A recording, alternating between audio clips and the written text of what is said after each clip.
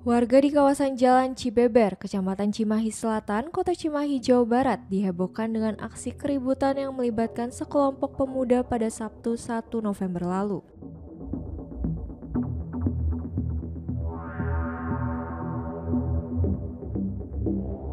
Dalam video yang beredar, tampak sejumlah pemuda terlibat adu fisik.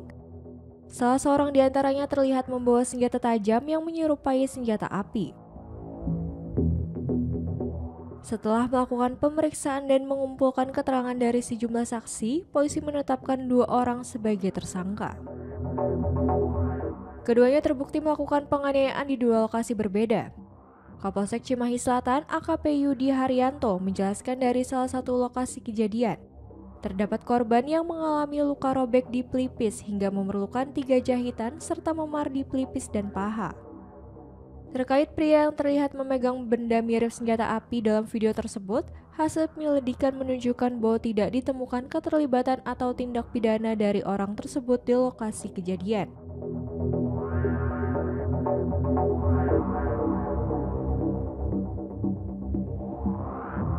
Untuk yang kita tangani saat ini yaitu kejadian sebelum terjadinya tindak pidana yang pertama itu bahwasanya terduga pelaku melakukan penganiayaan di tempat rental PS.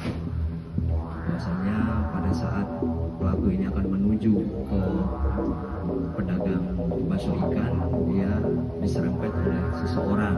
Kemudian karena dalam kondisi mabuk tidak jelas siapa yang nyerempet, dia mampir ke tempat rental PS dan melakukan penganiayaan terhadap 2 orang anak di bawah umur dengan memukulkan helm dan tangan kosong sehingga korban mengalami luka robek di pelipis dengan 3 luka jahitan dan yang satu lagi memar di pelipis dan di paha.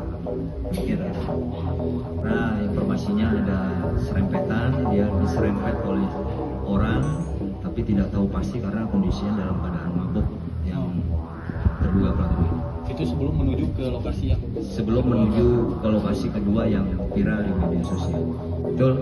Jadi terlihat di media sosial ada yang membawa benda seperti senjata api. Kami sedang lakukan penyelidikan di TKP dan mencari keterangan di sekitar kejadian karena itu tempat kuliner banyak orang sehingga ada yang teriak begal-begal sehingga mungkin ada yang mau mengamankan ya.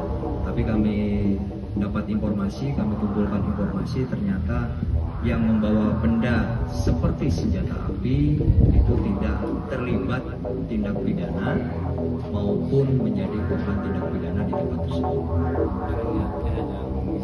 Mungkin niatnya memisahkan saja, dan yang diseret-seret itu adalah saudara A ini, ya, saudara A ini karena dia memukuli saudara F di lokasi. Sementara itu, kedua tersangka dijerat pasal 170 KUHP dengan ancaman hukuman hingga 5 tahun penjara.